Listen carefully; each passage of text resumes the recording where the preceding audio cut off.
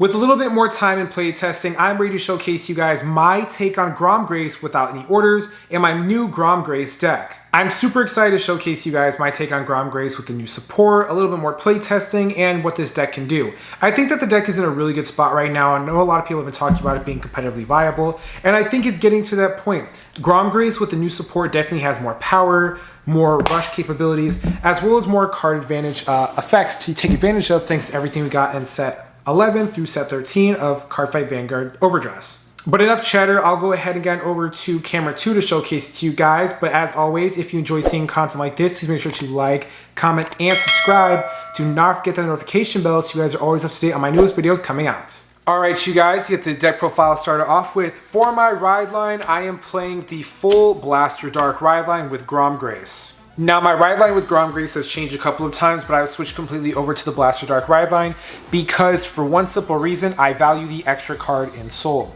Originally, like most Gramgrace decks, I was using Wingull, Marin, Blaster Dark. However, because of the cards I have now incorporated into the deck, I actually need that one extra piece of Soul to maintain the card abilities of my other units, as well as use the effect of my other cards that now require Soul. Having Blaster Javelin go into the effect and give you extra body on board, regardless if your opponent damage denies you, still gives you another unit you can use in the future. Otherwise, it just subtracts one card from your deck. And finally, my favorite card of all in Standard, besides Magnolia of course, I am playing 3 copies of Sword Saint Knight Dragon Gramgrace. Naturally, we play 3 copies because we need a Persona ride, but also Gramgrace right now is in a really good position. With the new support from the standard deck set, as well as the fact that this deck's 4 attack, triple drive, additional double power up, has made him a bit of a better contender, especially in the late game. With a lot of these decks now setting up in the later game, as well as getting early game support cards, Gramgrace actually does have a chance of being a competitively viable deck. I think that what this deck is missing now is something to help it out in the early game. That's where it really is struggling at right now because of how fast other decks are moving. But other than that, Gramgrace is probably in its peak condition at the moment with all the current stuff that we have out for Overdress. For Medics Grade 3, I am playing 4 copies of Knights of Soaring Blade Furnibel. This is your Gramgrace attack extending piece. Being able to move this into the Soul, a Grade 3 in body, which will matter later, giving you 10,000 power plus 1 drive, means that Gramgrace's attack in the center is finally no longer vanilla. Prior to this card, your attack would just be 23, twin drive, and then you'd hope for triggers and effects. Thanks to this, our Vanguard attack actually hits a magic number against the opponent that they now have to consider guarding, with the additional drive check and the threat of seeing more triggers. For my next Grade 3, I am playing 1 copy of Gradius Grottle. This is a 4th Persona Ride piece. Gramgrace fails if you cannot Persona Ride. And for a new card in the deck, an interesting tech that has actually been pretty helpful, I am playing 1 copy of Reverence Rush Dragon. Now, Reverence Rush Dragon has never been in any of my other deck profiles before, so I'll be showcasing it in this video. So he has the following effect of auto, when this unit is placed on rearguard circle from hand, Soul Blast 1. Choose a Grade 2 or greater card from your drop and put it on the top of your deck.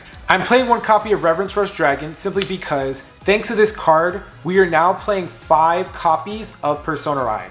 This card will let you Soul Blast and then get one of your Gradius Grottles or your Gramgraces from the drop zone to the top of the deck. Something important I do want to note real quickly, you do not Soul Blast out this variation. If you Soul Blast out your ride deck variation, it will just go to the top of the ride deck.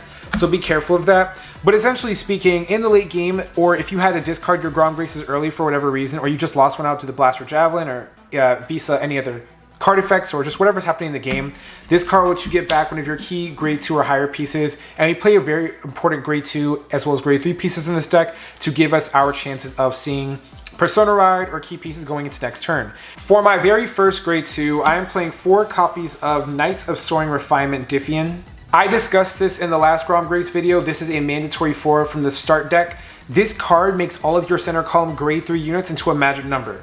Predominantly Gramgrace, because it is your Vanguard, it'll make it a 18k, 28k, sometimes 38k attacker. All of those are magic numbers against your opponent. Having this card be a unit that automatically gives your Grade 3s magic numbers makes your attacks even better, forcing more cards out of your opponent's hand. On top of that, this card is actually your main finisher now. You will use your Furnavel, your Gramgrace, power-up effects, finally swing with this, and then combine with trigger effects as well as power-up and bonuses of Persona Ride benefit. This card usually will reach over 68k, which means it's a powerful magic number against your opponent, thanks to using 1 CB to get a 15k buff individually on this card. For my next grade 2, I am playing 3 copies of Divine Sister Lagoon de Shot. It's been in my Gramgrace deck forever. I just I've been trying to like cut this card a couple of times, but I ended up putting it back in only because everything else that I play, like whether it be in the early game or just later, it doesn't really like help because all those cards work in the late game as well. On top of the fact that we do have to Persona, we have this card with another grade 3, this in case we have to call it because we're desperate or something. Like, Lagoon de Shot gives you just becomes a better number in the late game, and that's when this deck thrives anyway. So having a 15k booster or a 25k booster or attacker or whatever it may be, it's just overall better, and it makes your numbers a lot better when your opponent has to deal with your 4 high-powered attacks. And for my next grade 2, a surprise card that I actually want to talk about is 3 copies of Truncate Breath Dragon. Now, if you guys don't know what this card does, I don't blame you. Truncate Breath Dragon states that when placed on the rearguard circle, you look at the top card of your deck, you just get to determine its location, but if you put it on the bottom, you get to look at the next top card of your deck. This card is fantastic because it is a free top deck check, which increases our chances of seeing triggers, Persona pieces, other key things, but also it's really important because outside of Reverence Rush Dragon, Gramgrace has finally something good to go in first turn. For Novel, does not activate when your opponent's Vanguard is grade 2, they have to be at grade 3.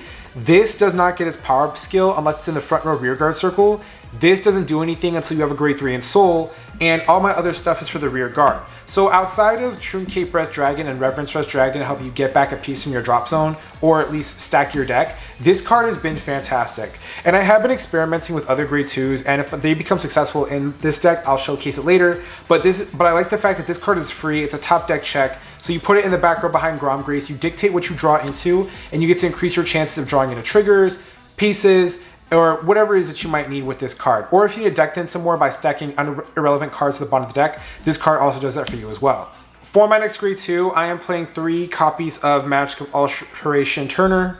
Tunar is our resource management piece. Once we have 3 or more cards face down in our damage zone, she will go into the soul and give us a counter charge. All of our main effects like Gramgrace and Diffian cost Counterblast as well as Soul Blast, in their cases for other cards. This is just a perfect resource management piece. It's better than the other ones, as well as the fact that it's a grade 2 you can rush with. Moving on to my grade 1s, I am playing 4 copies of Aegis Mare Dragon.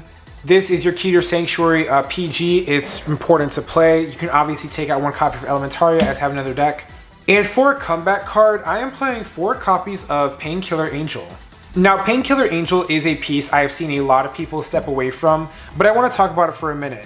So, as I've stated with Gramgrace, one of its key issues is the fact that Gramgrace doesn't really do anything in the early game. The deck doesn't really pop off until turn 4, so up until that point, you're doing everything in your power to try and, damage your opponent, draw cards, get resources, etc. But Painkiller Angel actually has been pretty relevant because ever since I started playing the Blaster Dark Ride line, I put Painkiller Angel in the back row because you can keep that card in the back row up until you go to Gramgrace, meaning that your opponent cannot 15k to guard your back row attacks. You go into Blaster Javelin, you ride it, you call Painkiller in the back row, boost for 16, use Blaster Dark skill, retire whatever you call it via effect, boost for 18 with Twin Drive, and then if you're going second, you have this card in the rear guard or something else, and then just stack all the effects. So at least your back row attacks with the Vanguard are a little bit better. And not only that, I want to add to the fact that I play this over the Locked card because Locked doesn't work until you have a grade 3 in Soul, and at that point, if you're playing against Gandiva or anything else that can blow it up, then your opponent will be able to get rid of it. Painkiller Angel just self-replaces, and then you can keep her in the back row until it's finally time for you to go into Gramgrace, and then draw yourself a card to self-replace her, but make sure your 2 attacks from the Vanguard actually do count and actually do matter. And now for my triggers. My trigger lineup is pretty simple. I am playing a total of 8 critical in this deck, with 4 Lyark, 4 Blade Feather Dragon, 3 draw triggers with the Perobi, 1 copy of the blue over trigger. Delete this from your brain. This is the blue over trigger. And then naturally 4 copies of my generic heal trigger. Okay, so delete this from your brain. This is the blue over trigger. I just don't have the blue over trigger because I've been proxying it out because I wasn't entirely sure like what route I wanted to go in terms of triggers. But the blue OT so far has been the best. You can replace one of your crits with a draw, and then that helps you a little bit because the blue OT counts as a crit. And then the beauty of it is the fact that you get to add Gramgrace back to your hand. The blue OT or the red OT has so far been the better one over the Keter Sanctuary OT. I don't want to experience deck out. You have triple drive, you have drawing thanks to the painkillers. The Truncate helps you deck thin, Refinement helps you get cards back, Blaster Dart gives you twin drive in the early game. I just find the blue OT just to be the best. I don't think Obaria is bad, like, as an individual OT. It definitely helps you, like, confirm 2 points of damage if your opponent can't stop 200 million attacks. But I value seeing my Persona ride as much as possible, and the blue OT has just been doing that for me. But that's it for Gramgrace, guys. This is my current take on the deck so far. I've been really enjoying it. It's really strong. I think that this is so far the best variation that I can come up with. I'm still teching out and trying different, like, 1-ofs, 2-ofs, trying out ratios of cards. I think that Gramgrace is very experimental right now. It's also in a very good position with a lot of the powerful generic support that we have. And if I make any changes to this deck, you guys will be the first ones to know. But with that being said, I'll catch you later, card fighters. Y'all have a great day, and peace.